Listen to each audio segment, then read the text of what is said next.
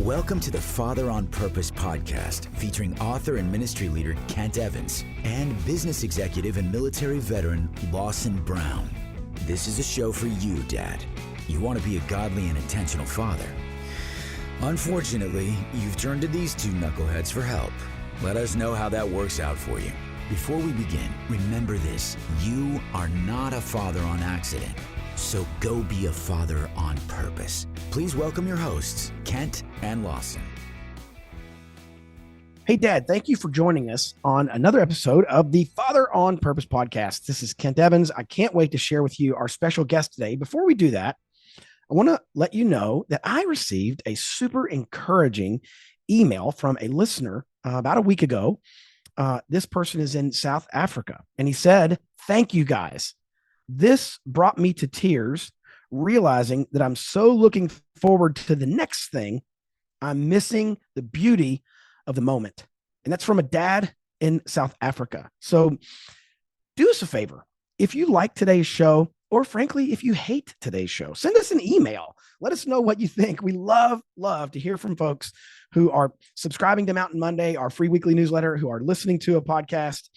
Nothing gets us more excited than hearing how the show has blessed you and or what we could say on a future episode that would be helpful. As a reminder, today's show is brought to you by Range Leather. We love the team at Range Leather in Laramie, Wyoming. I will actually be driving through there in a couple of months, and I'm going to stop in the home office of Range Leather. Can't wait to meet Kyle face to face. If you're looking for something amazing for your wife, yourself, some colleagues, anybody, go to rangeleather.com. That's rangeleather.com and pick up something amazing. And don't forget, use MJ15 to get 15% off your order. MJ15, that's Manhood Journey, MJ15. Get 15% off your next order at rangeleather.com. Now, Lawson, you're in charge of this show today. I'm basically done. You did one heck of an intro just then. That was awesome.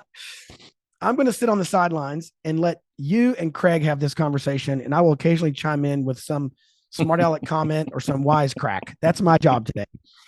Lawson, tell the listener who we have with us today. We have my man, my brother, my buddy, my friend, Craig Bowler.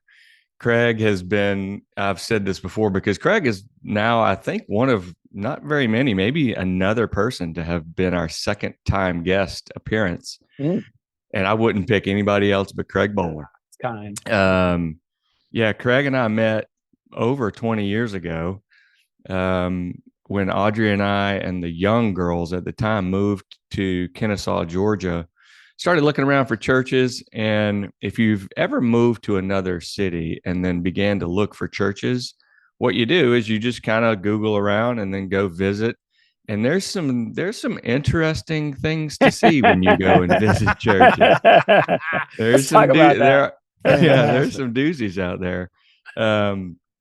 So we saw a couple of Saturday Night Live skits that are posing as churches out there, and then wound up.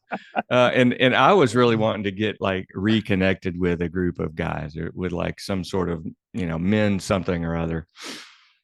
Wound up meeting Craig as he was leading a men's ministry and a whole lot of other things at a church. And then fast forward a few years later, Craig put his arm around me and said, "Hey, we're going to start another church."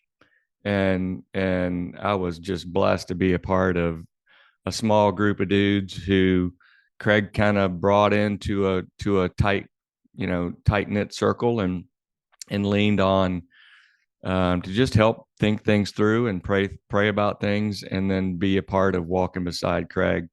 I got really close to him. He has baptized Olivia, and our family thinks Craig is our pastor. No matter where we live or where we go, he's our guy. So with all that, and by the way, Kent, before we started, you prayed and said, just Father, help the dad who's listening be encouraged by Craig. Well, Craig, I am that dad. You were looking at that guy. Thank you. Well, then we're done. We don't even got to do the show. We're already done. Fantastic. And thank you for joining us on this week's episode of Yeah. So enough from me. Catch us up, bro. What's up in your life, and for the person out there who has not, who didn't listen to the episode before, who are you? What are you about? And talk about the family. Yeah, thanks. I am just Craig.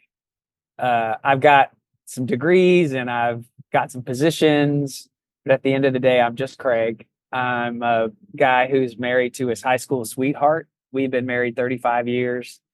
My wife, Christy, is a blessing. Indescribable kind of love, marriage is just the greatest gift. Can I just say this though, real quick? It's still hard sometimes. I don't know what you're talking about, Craig. 35. You figure after 35 years, Kent, like I've known this girl since I was 16, and I'm looking at her last night. I'm like, where the heck did that come from? And you know what's interesting? She was looking at you thinking the exact same thing. Exactly. And I'm like, how do we get here? How did we get here? Jeez. We've moved. And so we're in a new home, and we haven't moved in like 20 something years. And so just in some of the ways that we do things, or see things, or like want to set up stuff, we just having a lot of conflict. I mean, it's good, but it's really strange. You're like, dang. Anyway, I'm just Craig. And I've got 2 daughters. My older daughter is married. I've got an amazing son-in-law who they've been married almost 6 years. It'll be 6 years on Saturday. And in this last year, it's really been my son-in-law who has just ministered to me in some powerful ways. We've had a hard year. And this young guy has just, man, it's just been cool. He's just loved and in some ways led me. So no way. Wow. That's cool. So powerful. It's so crazy. And then I have a younger daughter, same age as Lawson's younger daughter. They went to high school together.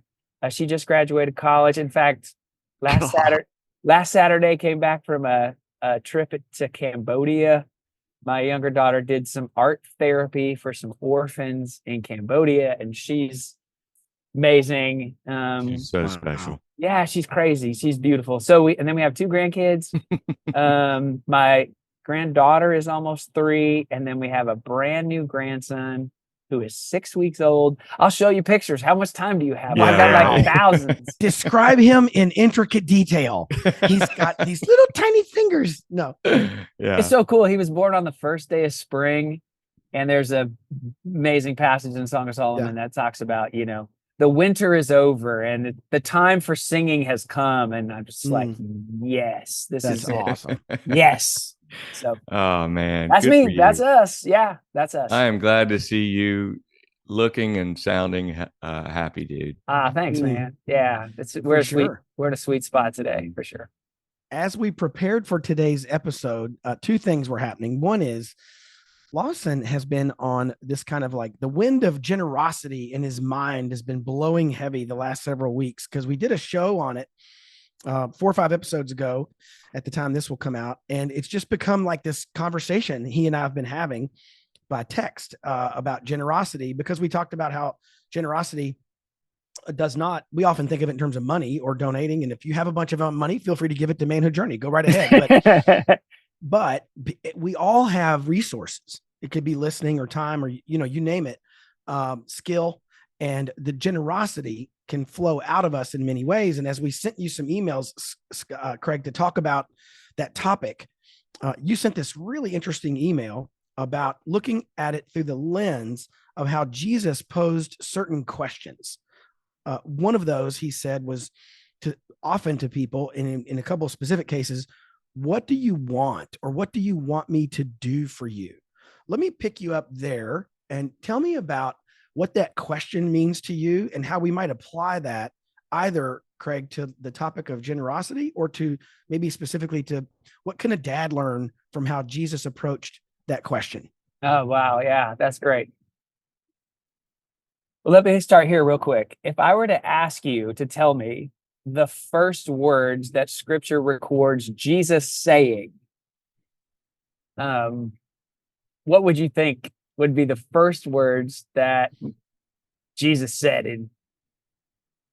Like, what would be the first thing I guess the first thing that comes to my mind is something he said to his mom and dad when they couldn't Yeah. find him. Oh yeah. Right.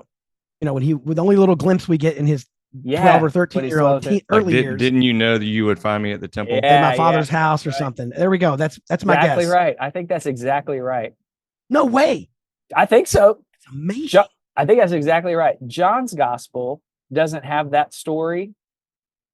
So when you open the pages of John's gospel, the first thing Jesus says is, "What do you want?" And I can't get over that. Yeah. I can't get over that. So let me give you the context real quick. This is it's in John chapter 1. John's disciples are hanging out with John, and Jesus walks by. And John says to these disciples, "There he is. He's the one." And so these two disciples get up and they start following Jesus. And the first thing Jesus says in John's gospel, he turns around and he looks back and he says to them, "What do you want?" I don't know how you guys hear that question. Like, what do you want? What do you guys want? Right. I don't know. I don't know. Like, what do you want? Why are you Yeah. following me? He's like, what are you looking at? Do I owe you Well, money? I What do mean, you want? really. I mean, Jesus probably gets all kinds of questions, but I don't know how you hear that question, but I hear it so generously. I hear Jesus truly asking these two guys, "What do you want?" So let me just stop for a second. The dad in the car, the dad in the kitchen, the dad that's in between stops on the route or whatever. What do you hear, or how do you hear Jesus asking you that question right now? What do you want? Mm, So let me just ask you guys, maybe Kent, Lawson, mm. I want you to hear, how do you hear Jesus ask that? Do you hear it like you're some kind of frustration, like, what do you want?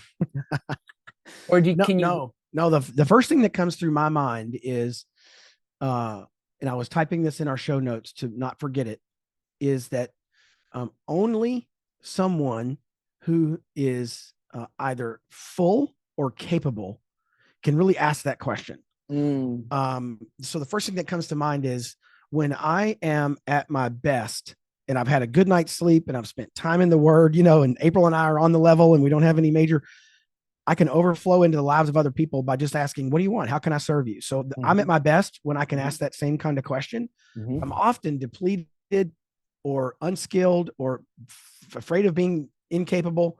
So the first thing that comes to mind is Jesus is benevolent and he's capable, and his starting point is he's here to serve. I don't know. That's what went through my mind. Lawson, cool. how about you? Yeah. I was listening to that and reading your email too. I want my daughters and I want Audrey to say of me in their mind. I don't mean like one day or at my funeral. I'm saying I just want them to rest in this thought of me that I am both here for them, and my every waking moment is looking at them and going, "What do you want? What can I do for you?" And that I am not dependent on myself for that I am hearing God asking me, "What do you want? What do you want for your family? I'm right here with you. Let's do this together." And that is both reassuring and frankly a little scary because, this is a big, hard world. There's a lot going on. I think there's nothing new under the sun. I think for thousands of years, we've all been struggling with a lot of the same things. It looks different nowadays. But as the girls are moving into these phases of their lives, and it's not so, I guess, cut and dry. When they're 5, there are things that are really clear, that there are do's and don'ts, and there are things that I know they need, things that I know they want. But as their world opens up, what do you want can have so many answers. And I think what you're asking, Craig, and what I hear, when Jesus walks the earth and looks at everybody he encountered, he was there for them. And I'm just not going to be capable of doing that. And so I've got to realize that. And I hope my kids and my wife understand that even though I know I'm not capable, every time I look in their face, I want to know what they want. Mm. I think that's super powerful. I think there's a differentiation between asking someone what you want and asking someone what you need. And it seems like as dads, we spend a lot of time making sure that we provide what our kids need. Like, Yeah. you need new soccer shoes. I got you. You need a new backpack. Or no, you don't need a new backpack. But there is a difference in asking someone. I love that Jesus didn't ask these guys, "What do you need?" I'll meet your needs. What dad is not going to meet a need, right? I like, what? Of course you're going to get your kid what they need. But he asks them what they want. There's just this deeper desire, almost this question of desire. Like, what do you want? And then in the text, they respond. They respond to Jesus. It's kind of funny. He says, "What do you want?" And they say, "Where are you staying?" It's like, wait, what? Ooh, they answered a question with a question. They're like, "Where are you staying?" It's just funny to me. Like, if Jesus were to ask you what you want, and you're like, where are you staying? I don't even know where that comes from, but that's pretty wild. But this is the point. Jesus then says, "Come and see. Come and see." It's like this invitation, as you were saying, Lawson. It's like this invitation to life. He's saying, "Come and see." It's so powerful. He doesn't say, "Well, do these 3 things, and then I'll meet your needs, or I'll give you what you want." He just goes, "Come on, come and see." And they end up spending the whole afternoon together, and then life changes for these guys radically, and they become his followers. And so I just love that. What do you want? And then Jesus says, "Come and see." It's a journey, right? It's not about whether we get what we want right away or whether we blow it. Jesus is inviting us into this. Come and see. Come and see. Hey, you said about this last year. Yeah. I don't know all of the ins and outs of what's been going on, but it's really cool how Adele's husband has been someone in your life. And tie that, Craig, to, in the email you said something about, there's so much on us guys as dads trying to fulfill needs. Yeah. Or the difference between feeling like you're needed and feeling like you're wanted. Oh yeah, sure. And how that can just be the loneliest place on the planet. God obviously, I think, fulfilled a need in advance of you even knowing that this guy was going to be a part of your life as you guys moved to Birmingham and on and on. How did that fit together? Now that you have some hindsight, how did Jesus meet your both needs and wants and prepare that in advance? Yeah, that's a great question. Brock came into our world when when Adele was in college. They met in college. And I'm pretty close to my older daughter. And so when she met Brock, she was like, I don't know about this guy. What do you think? And I said, I trust you. So I'm with you, Adele. If you like this guy, I like this guy. And over time, Brock and I have been able to develop a relationship, just, the 2 of us. And in this last year, he's been able just to help me see God in a bigger way, God's grace in a bigger way. And what he's done has, in some ways, he's retold me my story that he's experienced in the last 5 or 6 years. Wow. And it has reminded me in some of the places where I feel like maybe I've been at my lowest, it has reminded me of who I am and who God has called me to be. I think that dynamic that you mentioned, Lawson, about being wanted versus being needed, I I think all of us are needed, right? And we all have needs that we need to meet. We want to meet needs of our kids, physical needs or, spiritual needs, financial needs. We want to provide, we want to protect all those needs. And we find ourselves, I think a lot of guys that at least I know, we find ourselves running around meeting needs all the time. But when Jesus stops and says, "What do you want?"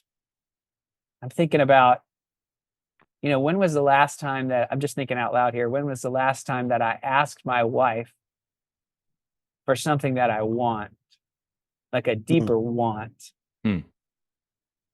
I'm And not makes sure. me wonder. Yeah, what it makes me wonder, Craig, is because you're at that stage of life where you have adult children and you've been through a lot of dads listening will be still kind of in the thick of the toddlers and teens and all at home. It seems to me there's two basic answers to that question. When God asks us, "What do you want?" we can answer with things that he does approve of or are inside his will for our life. And then we can answer with things he doesn't quite approve of or are not inside the will for our life at that moment. Because I can think of times when my kids asked me, when I would say, "Hey, what do you need?" And they would say something and I'm like, "No, it's not really what you need. You think that's what you need. Yeah. But what you really need is something a little different."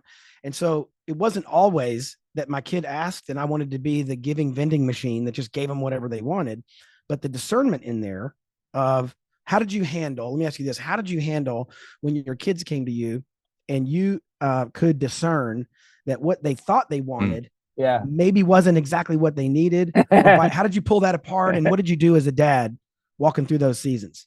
Yeah, that's cool. That's great. I'm a yes and dad.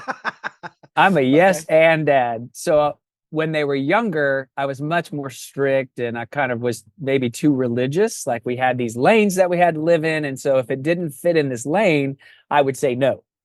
But as they grew and as we grew together, I became this yes and dad. So if my kid came home and said, "Hey, Dad, I got this crazy idea. I want to build a chicken coop on the top of the roof of the house," I'd be like, "Yes, and I know where we can get the wire for the chicken coop." What I wanted to do there was I wanted them, and most of the time they were just dreamers, and so they never did it, right? They would be like, "I don't want to do that. That's a dumb idea." But it allowed for us to have dialogue. So when there were times when I said no, like we can't, like we're just not going to do that. Then there was this ability for them to receive the no.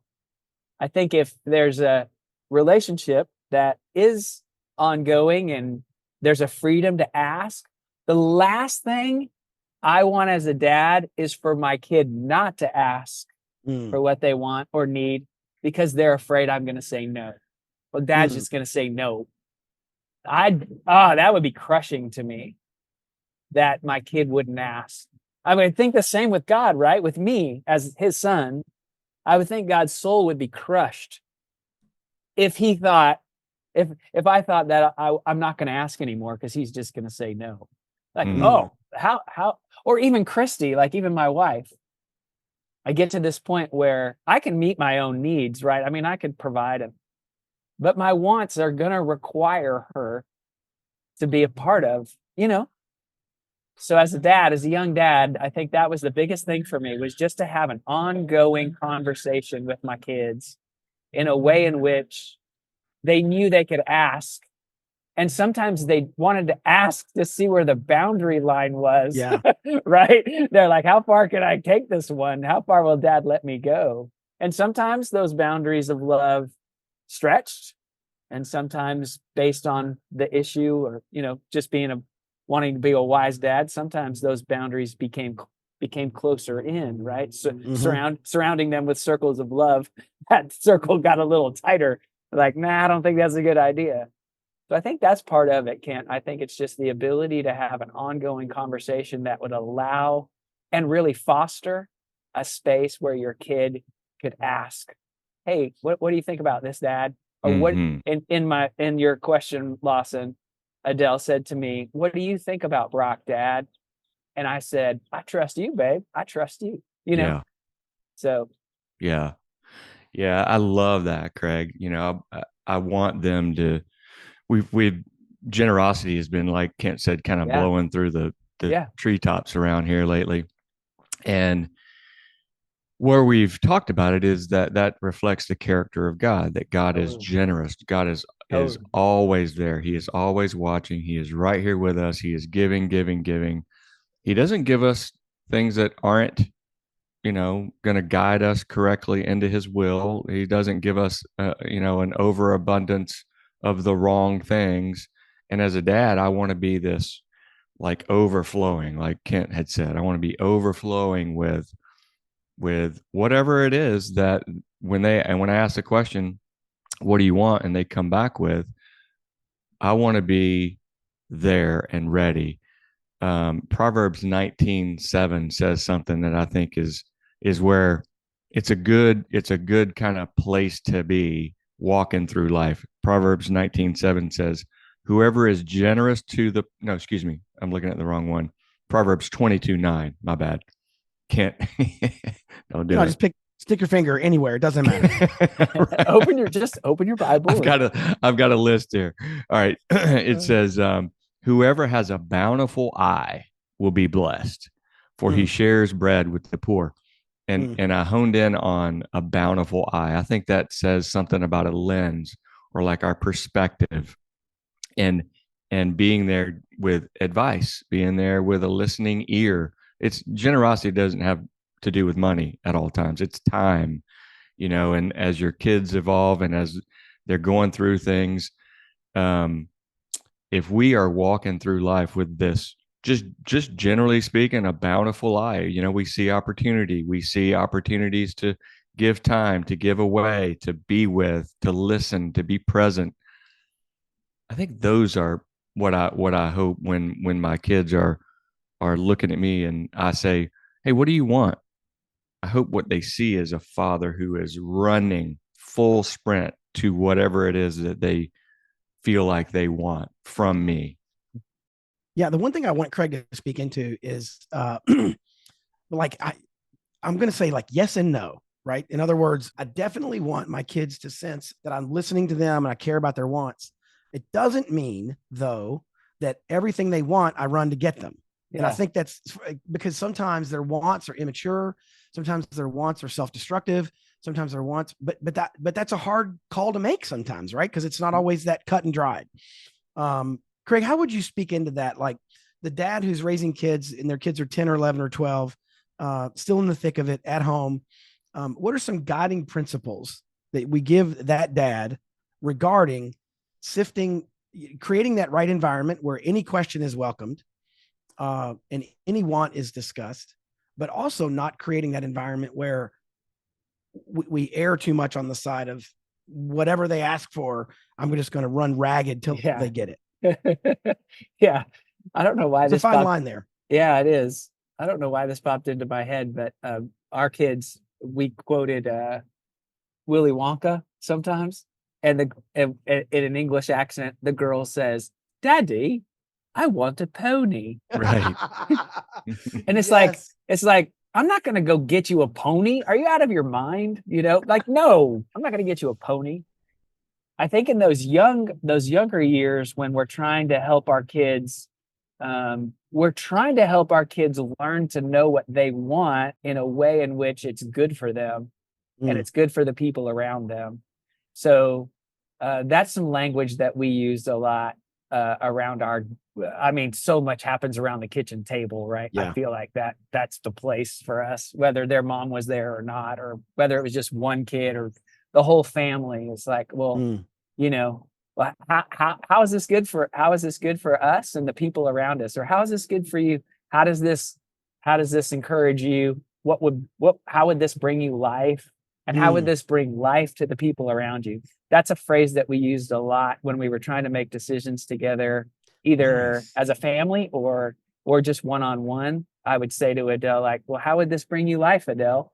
Conversely, then I'd say, well, how would this draw life from you? How would this take life from you? How would this take breath from you? Like, does this feel heavy? Would this be heavy on you? Like, would this because we certainly aren't going to say yes and buy our kids ponies all the time. We want to help them learn how to ask for what they really do want and learn that, you know, I don't need a pony. What am I talking about? You know what I mean? Yeah. Like in that regard. So that phrase, we still use that phrase. Adele is 29, and she was just talking the other day about a new job at the church that she works at. And that was the phrase. How would this bring you life? And how would it bring life to the people around you? And what about this job would suck life from you, dude? Like, how would it make it heavy and busy and worry? And so that's one phrase that we use. And the other phrase, which I referenced just a moment ago, was we talked less about rules. We talked about boundaries of love. So we didn't have a lot of rules with our kids. We circled them with boundaries of love. So when we would talk about a specific decision, is this right or wrong? We would use that phrase. Is this within the boundaries of love? Or is this you feel like this is like on the edge? Wow. We would say to our kid, where in the boundaries of love do you feel like this lands? Is it like right there on the edge, or are you jumping across? So you let them decide. Right? We would try to let them decide, them recognize, oh, whoa, this is out. This isn't cool.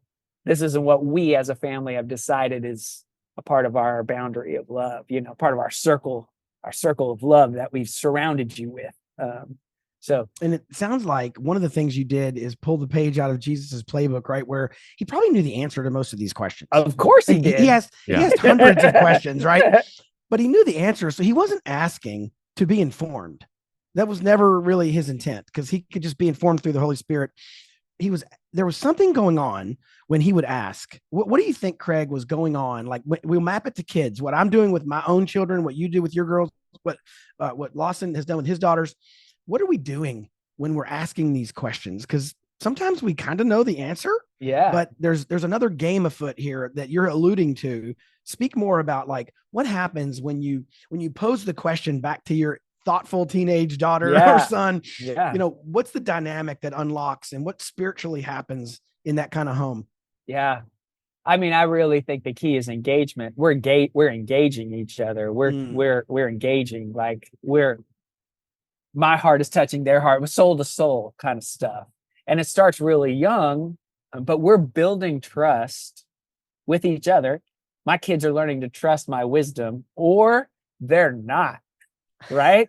Like if you don't answer, if you don't engage, if a dad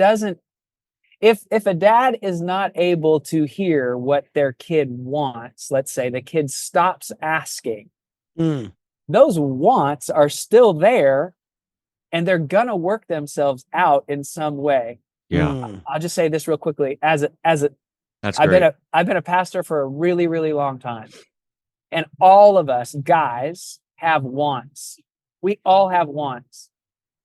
And what I have found tragically is if our wants are not met in a healthy way, our wants are going to work themselves out in an unhealthy way and in an ugly, ugly way.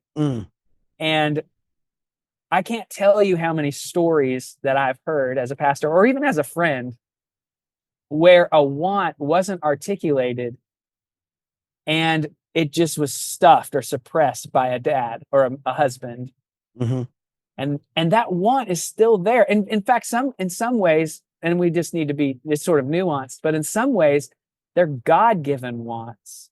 They're God made me this way. You know, God created me to physical touch. God created me physical touch. So, you know, and what you're making me think of, Craig, is last night I was at dinner with some guys, and all ministry leaders, really good dudes. And one of the topics that came up was relationships with our adult children. And I would like for you to lean into something, because here's the message I don't want to send on today's podcast.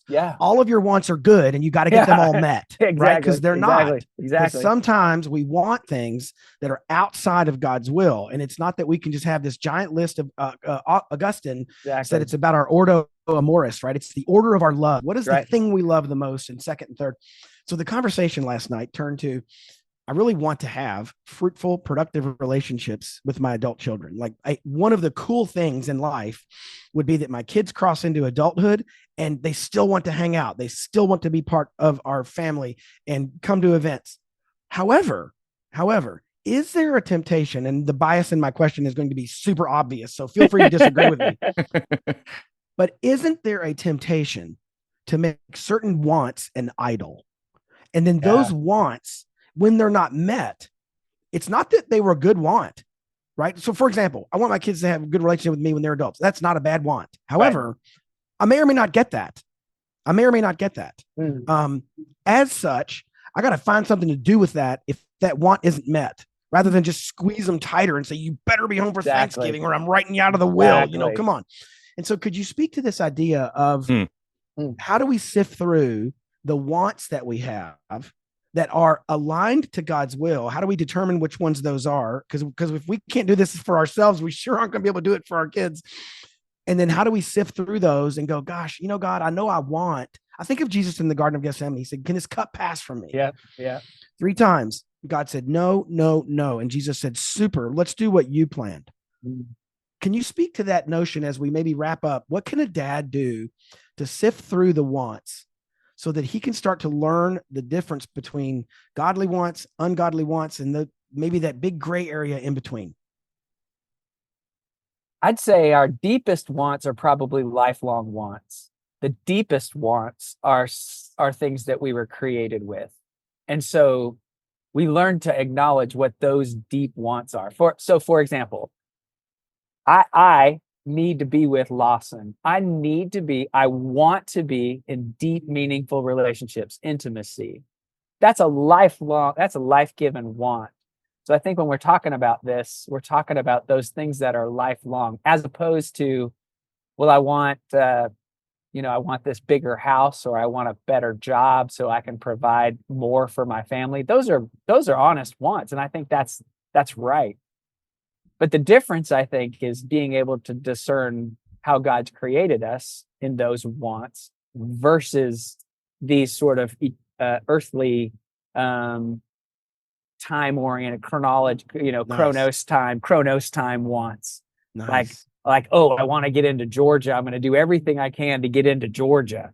Like, wait a minute. Who in their right mind would want that? There's a lot of people that Lawson and I know that would give their whole, like, they created this whole culture for their kid with the goal that this is going to get their kid into Georgia. Like that want is so distorted. So I think it's a little bit more about the deeper wants that we were created with, that God ministers to. And when those wants get out of whack, when our wounds kind of take over, or our wounds or our ego, they hijack those wants. Oh man. That's when things go sideways. So helping our adult kids really continue to identify. So I know what Lawson knows what his girls want. Those sort of the way in which God created his girls, and to stay in that space with them. And then when these other things happen, these things that are, more earthly, more sort of real time, if you will, then there's a difference in the way that we talk about those things. And there's a difference in the way that we discern what is right and wrong there. Wow. So, that's really thoughtful and a very nuanced way of saying that, Craig. Thanks. Lawson. Yeah.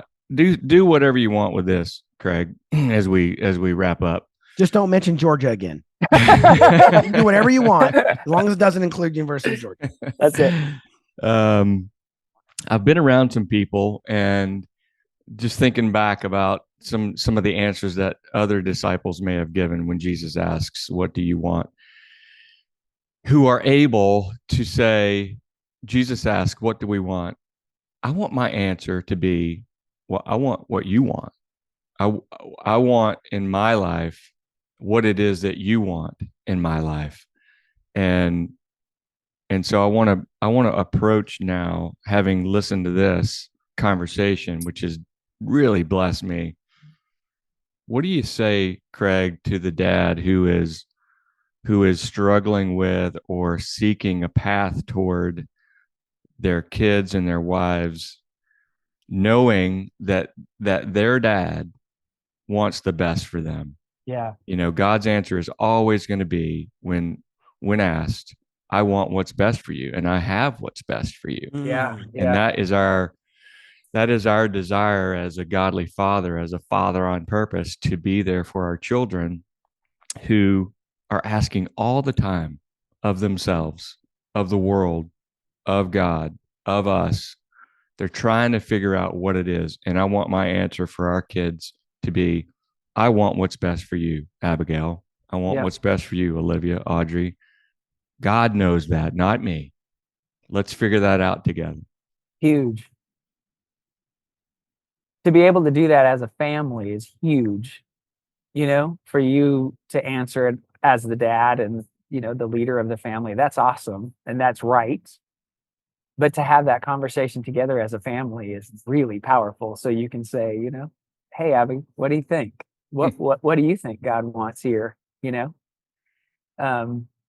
I think that's huge to be able to do that. It's really interesting in this. There's one other story here where Jesus asks, get this, Jesus asks a blind man, Bartimaeus.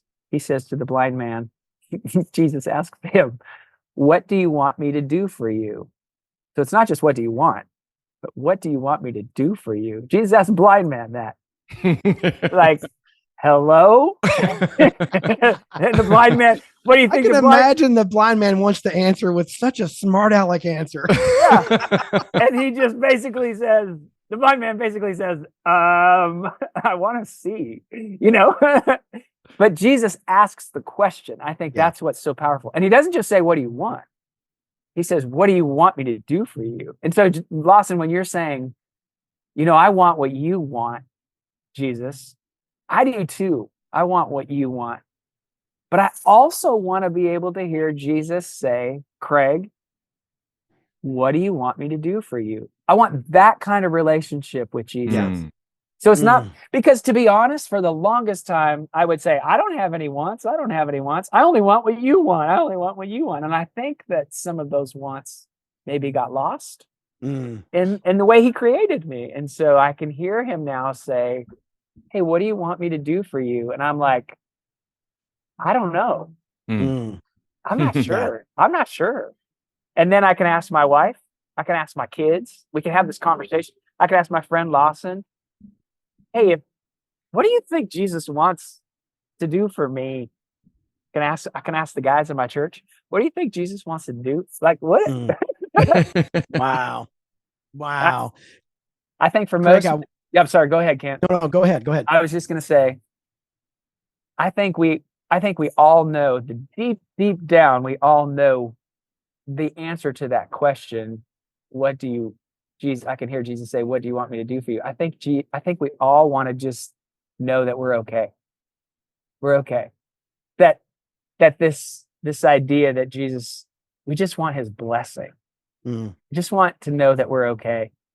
Like, I have screwed this life up so royally that there are so many times where I could just hear Jesus say, you're okay. You're okay. It's not dismissive. It's not like that sin is okay. That's not what he's saying. This sin is not okay. It's not okay. But I can hear Jesus say, well, what do you want me to do for you? And I often hear myself saying, I just want to know, I just want you to remind me that I haven't screwed it all up. I haven't screwed it all up. And that you're with me. The power in blessing from a dad to a child, the power of affirmation, the power to say to your kid, hey, that sucked. I know you're hurt and I'm hurt because of that decision, but I want you to hear me say, I love you. I love you. I'm not disappointed. I might be disappointed in that decision, but I'm not disappointed in you. I'm for you. I'm with you. And we're going to grow together. We're going to learn and we're going to grow together. So that's the power, I think, that God provides. At the end of the day, God says, you're my son, whom I love, and with you I'm well pleased. Okay.